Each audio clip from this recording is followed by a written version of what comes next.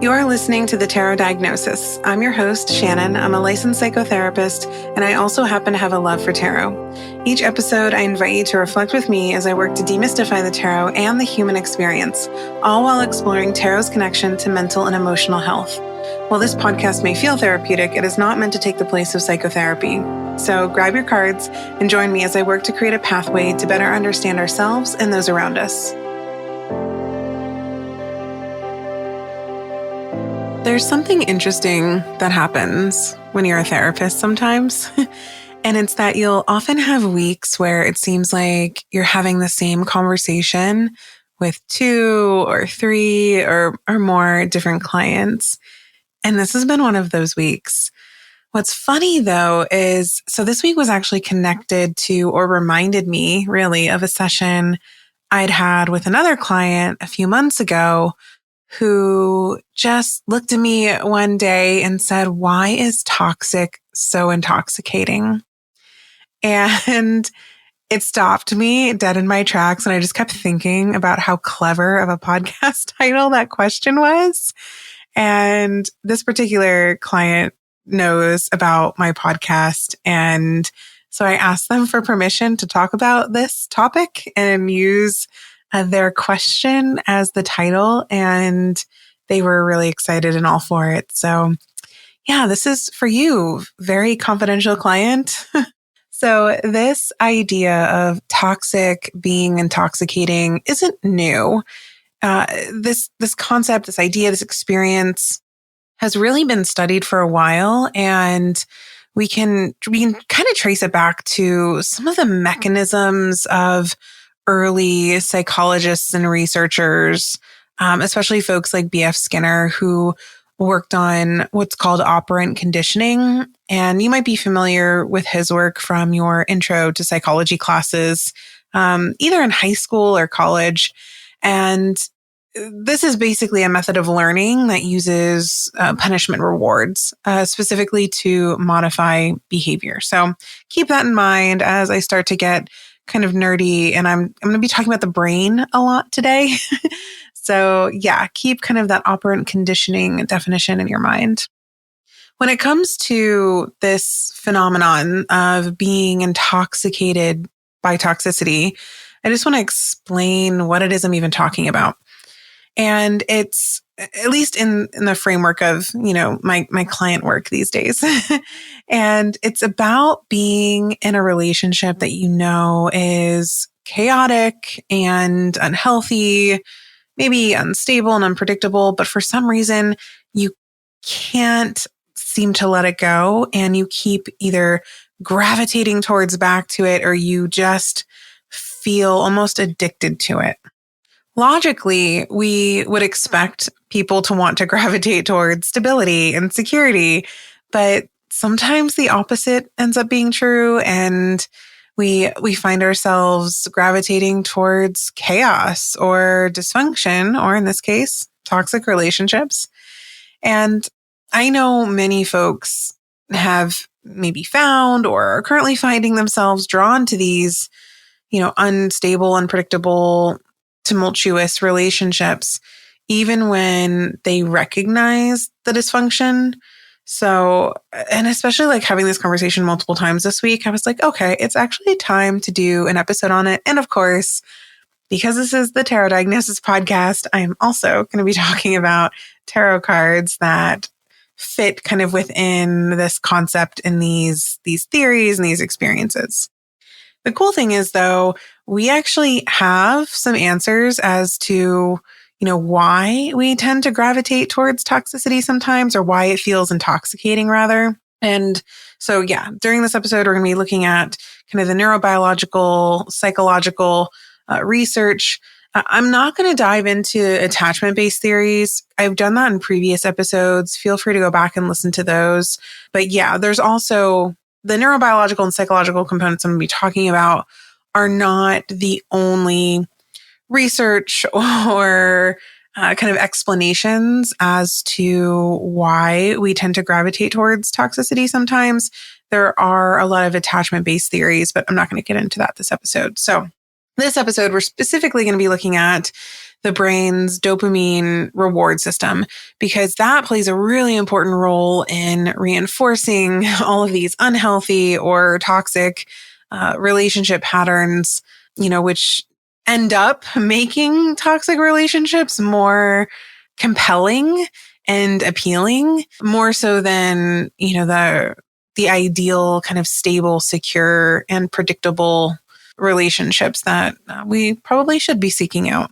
So before we really dive in, I want to pull a card to anchor the episode, just to kind of see what comes up and maybe get some intuitive tarot thrown into the mix, because for the majority of this episode, I will be talking about tarot through kind of an intentional lens. So when I was thinking about this idea, I was thinking about what cards I would assign to some of the concepts that I'm going to talk about. So I want to bring just some intuition into it and just pull a card and see what comes out and how it might apply to this idea of toxic is intoxicating. So I am using Pamela Coleman Smith's playing card deck. I've really been gravitating towards this the last few days. It always feels so good. There's something about it that, I don't know, I just love. All right, so let's see. Oh, okay. Interesting. The Two of Swords reversed. So immediately this card makes me think about the experience of cognitive dissonance, which I also have an episode on. Go check that one out. And also there's an experience or level of avoidance that I think exists with this card, especially because it's reversed. So, when we're thinking about toxic relationships, I'm going to really get into this in a moment, but our brain really kind of gravitates towards the highs of the relationship, because it's not, when we're gravitating towards or feeling addicted to or craving staying in this relationship, it's not because it's all only toxic.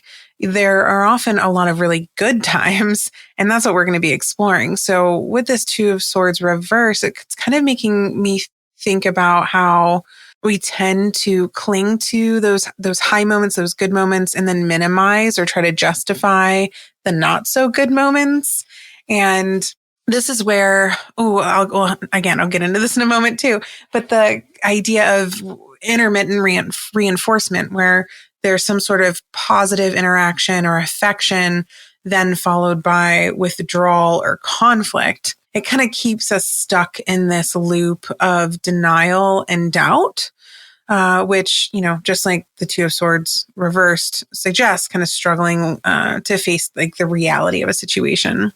Another component of Two of Swords reversed is maybe, I think, a rational perspective, like maybe rationally knowing that the relationship is unhealthy, not the best for us, but having an emotional resistance towards accepting that. Because if we were to accept that, it would mean that we would be kind of forced. I feel like that's maybe not the best word to use here, but we would be forced with facing the truth and then having to make a decision that is going to also be uncomfortable. Another way to look at this Two of Swords, especially in relation to this idea of toxic is intoxicating, is just mental clutter and disarray regarding how you're thinking and feeling about the relationship. So on one hand, and actually this is similar to a session I was having this week. We were talking about how it seems like maybe this person was ignoring their intuition. And this Two of Swords reversed, I think, suggests just that. Ignoring our intuition, even though it might quite literally be screaming at us, because our emotions, this vast ocean behind us in this card, is really kind of drowning out our ability to think clearly or even act on what our intuition is suggesting we should act on. Okay, let's get into the nerdy brain stuff now. So dopamine, which, we all know and love, is the brain's pleasure chemical. It's really important when it comes to motivation and reward. Something to remember, though, is that dopamine isn't just released in response to something that feels good, but it's also released during the anticipation of feeling good. So now is when we cue the anticipation song and everybody dance to the Rocky Horror Picture Show. Every time I think about this, I immediately think of Rocky Horror. But yeah, so dopamine gets released even when we're anticipating a reward or feeling good or having a pleasurable experience. And when a partner is exhibiting inconsistent behavior, so maybe they're kind of oscillating between giving you a lot of praise and affection, maybe showering you with gifts, maybe taking you out to dinner, telling you how amazing you are and how much they love you, and oscillating between that and maybe withdrawal or contempt or conflict. The brain enters a state of heightened insecurity and uncertainty. And then the brain starts seeking out the good behavior, the behavior that created the dopamine that we were getting previously. So then what happens is our brain has now created this intermittent reinforcement schedule.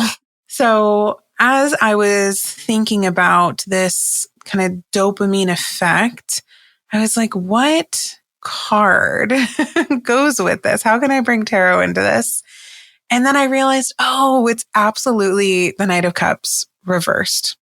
Because in its reverse position, the Knight of Cups absolutely represents this level of emotional insecurity, emotional inconsistency. Its shadow component is manipulation and deception, especially when it comes to upright being really charming. And then reverse would be opposite of that, like oscillating between like charming and like maybe like deceptive charm, which is really what happens when we're in these unhealthy, toxic relationships. Partners, pull someone into this cycle of dopamine driven seeking of like, oh, I want what I had in the beginning of the relationship, or I want what I had last week.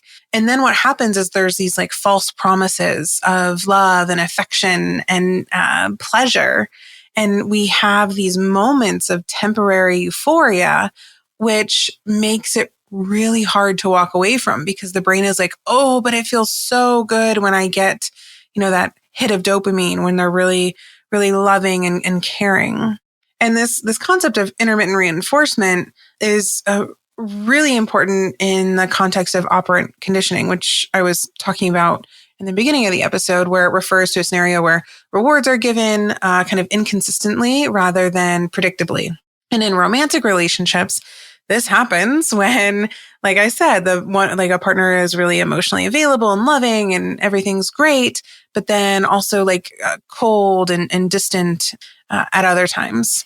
And what happens, because the brain doesn't know when or if affection is going to be received, because again, like you're in this toxic relationship where you can't really maybe predict, a partner's mood, or if you're going to be able to rely on them, or they're going to meet the needs that you have, you end up remaining in this persistent state of seeking dopamine and releasing more dopamine or your brain releasing more dopamine than it would if you were in a stable, predictable relationship where, affection and love and care are given on a very consistent basis. So this heightened neurochemical response ends up creating this environment that is very similar to having an addiction.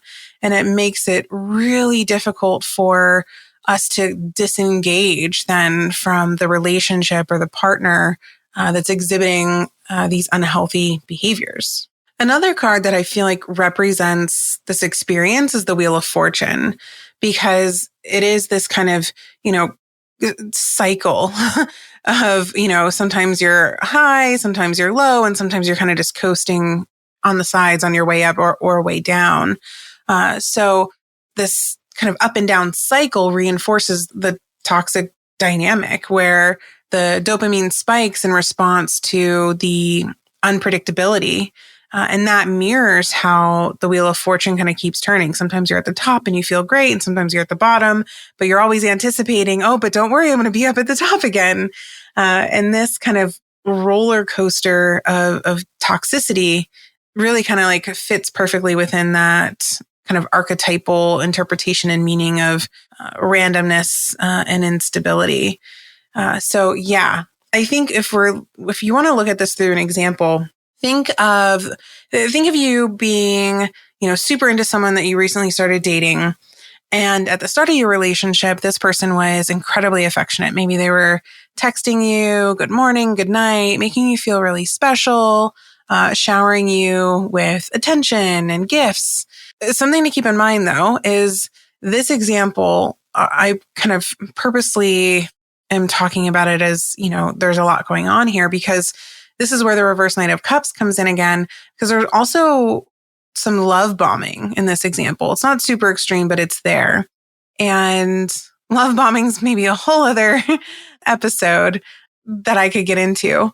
And it can often be confused with just new relationship energy, because we also get really excited when we're in a new relationship and we, want to do all these amazing things for this person that we're super into. And during this time, our brains are releasing lots of dopamine in response to all of these feel-good interactions, which is driving the reinforcement of the pleasure you feel, when your partner is being attentive. So let's keep going with this example. So you've got all these feel-good hormones, everything's great, you're being showered with love and attention. And then after a few months, this person suddenly becomes really distant, or, depending on the type of relationship you're in, this could be, a couple weeks. And now instead of, texting you back at a relatively decent amount of time, they're taking hours or even days to respond. Maybe they're canceling plans, not wanting to spend as much time with you, and maybe just seem less interested in you than they did a few weeks ago or a few months ago. Naturally, you might feel really confused and anxious, wondering, okay, what did I do wrong? Are they just not into me anymore? But then as you maybe start to consider, okay, you know what, I'm going to move on. Maybe this isn't really working. That Knight of Cups reverse energy resurfaces, and this person comes back and they've got grand gestures and they're apologizing. Oh, I'm sorry that I was really distant. I had a lot going on. Maybe they're telling you how much they missed you, and they're just making you feel like the most important, most amazing person in their life again.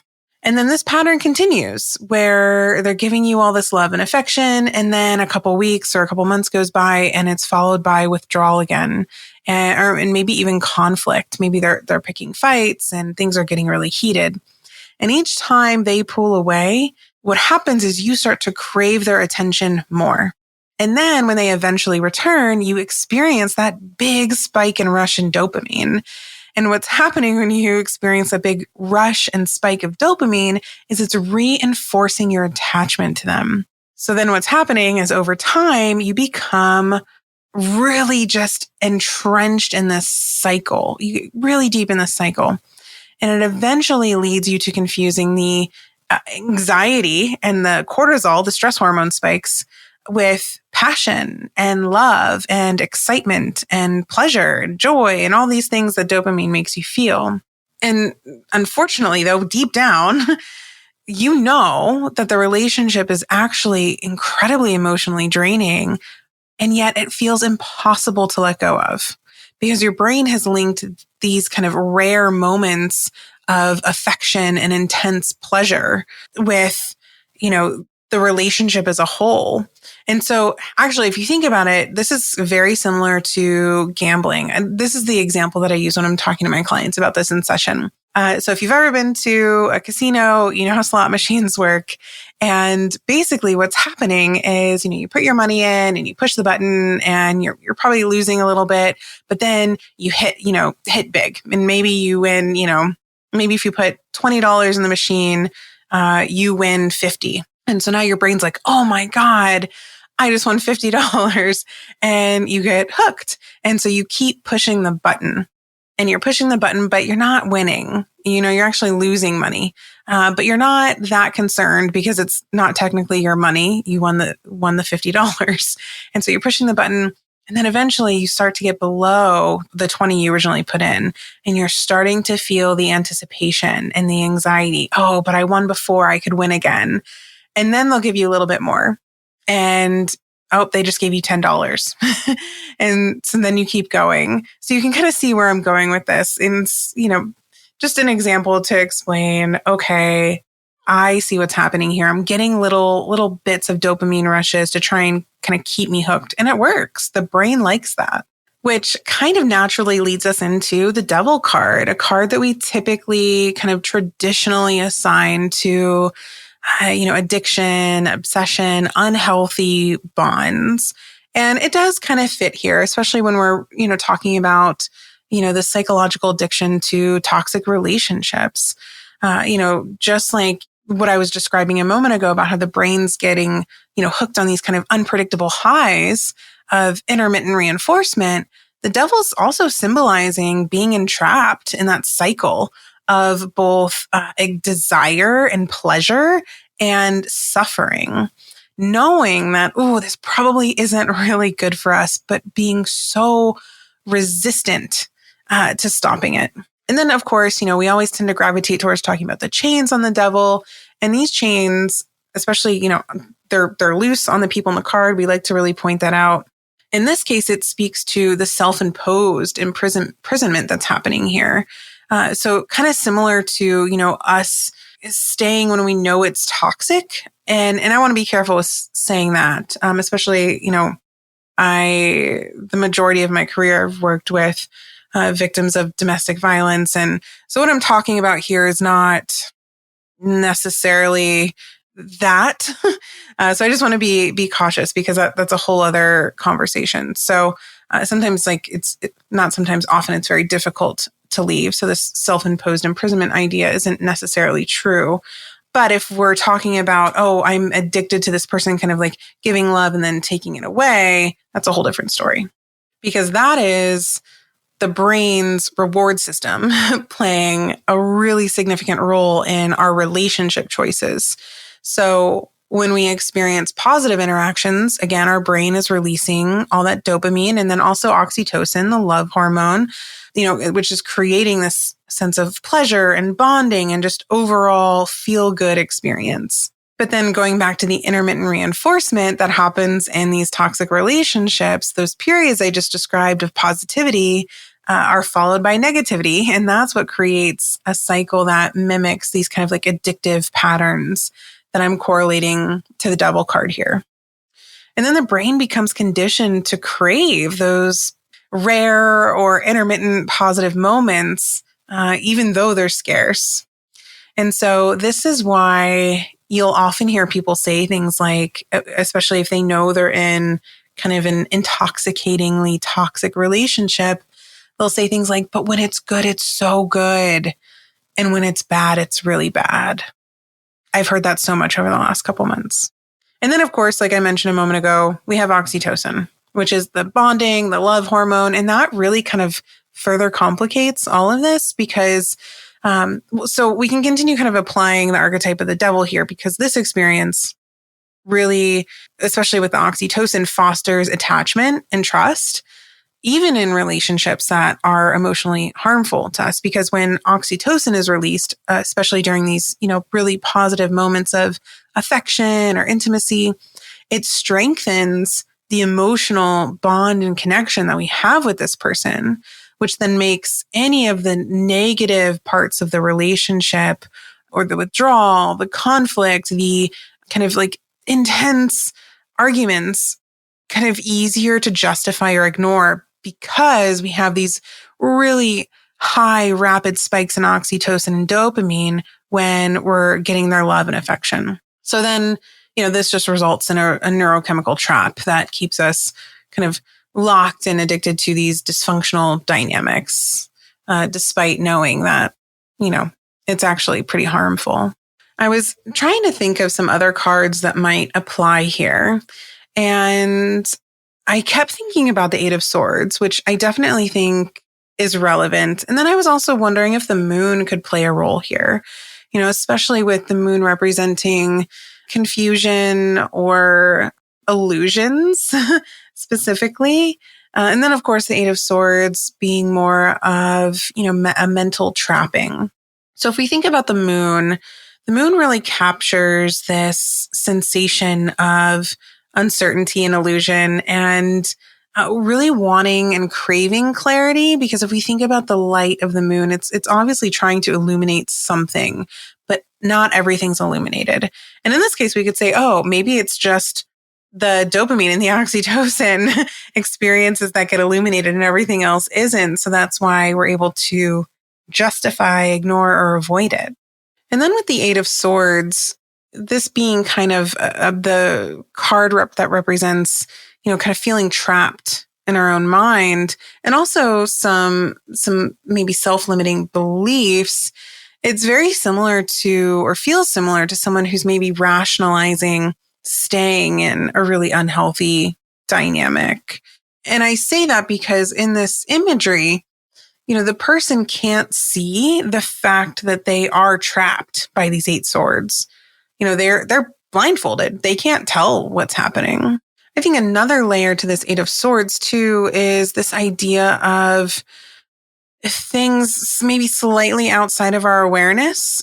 So a lot of times, especially when I was explaining the kind of neurobiological components here to my clients this week, those are all invisible. We cannot tell that that's happening, So these are invisible forces at play. And I think we can apply that to this Eight of Swords card, which speaks to kind of the neurobiology here, the ingrained patterns, any sort of unconscious conditioning that ends up influencing our responses in our relationships. And in the case of the Eight of Swords, really keeping us trapped in cycles and situations that we might not even be aware that we're trapped in. So let's do a quick review on all of this, because I know it's probably a lot. So first we have dopamine, the feel-good chemical in the brain. And it spikes when we experience a reward, like receiving affection, validation, or attention from someone we care about. And in toxic relationships, the dopamine spikes when our partner gives us love and affection, especially after periods of withdrawal or conflict, which reinforces the cycle of craving and reward. And then we have the concept of, or the experience of, unpredictability. So dopamine neurons get super excited when rewards are unexpected. So this was the anticipation I was talking about earlier too. So not only is it, I'm anticipating something happening, so then a bunch of dopamine gets dumped into our bodies, but it's also when something happens that we weren't expecting. So maybe when suddenly our partner who is being distant or inconsistent suddenly shows up with flowers and, then is just absolutely doting on us. Whereas if love and validation and affection were constant, our dopamine levels would just stabilize.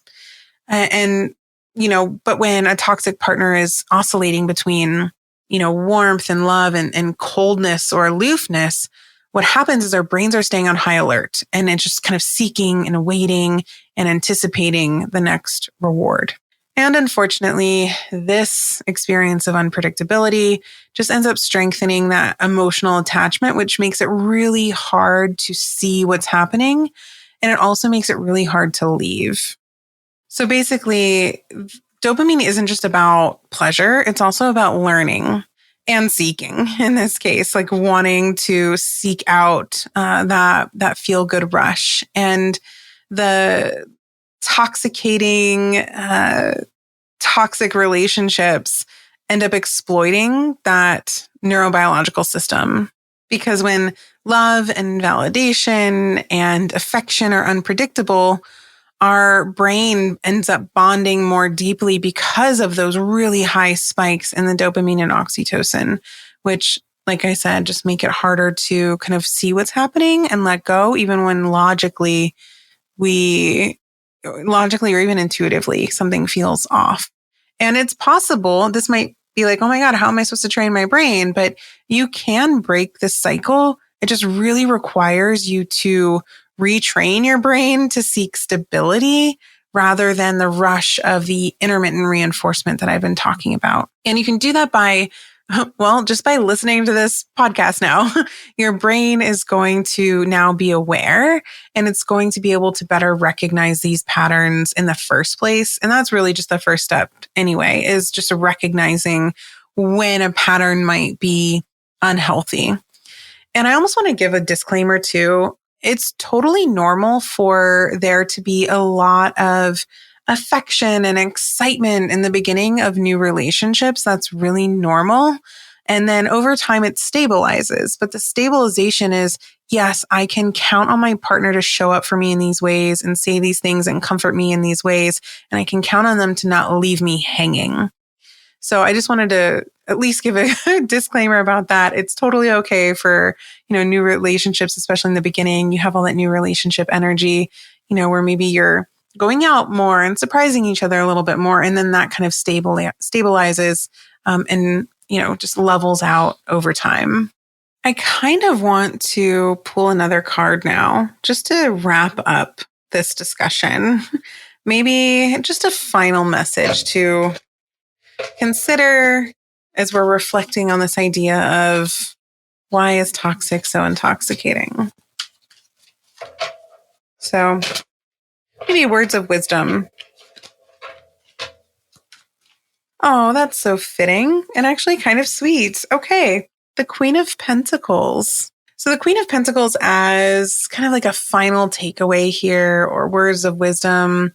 I feel like this card is really kind of preaching stability and security, and also a level of self-worth. Like the Queen of Pentacles, knows what she's capable of giving and what she needs to receive.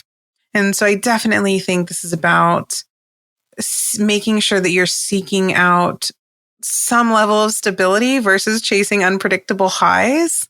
And I think it's also a reminder that true love and security is consistent and nurturing.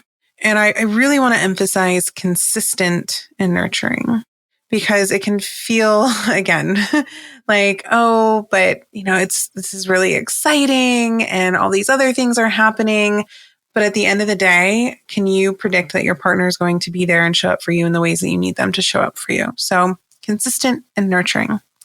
And I think the Queen of Pentacles is also kind of nudging us to prioritize our own well-being, and that it's okay to honor ourselves and need a certain level of consistent love and care.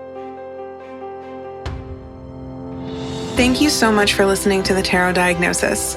For more tarot and mental health content, follow the Tarot Diagnosis on Instagram. You can also subscribe to the podcast so you never miss an episode, and sign up to receive the Tarot Diagnosis emails, where you'll have access to exclusive spreads and exciting announcements.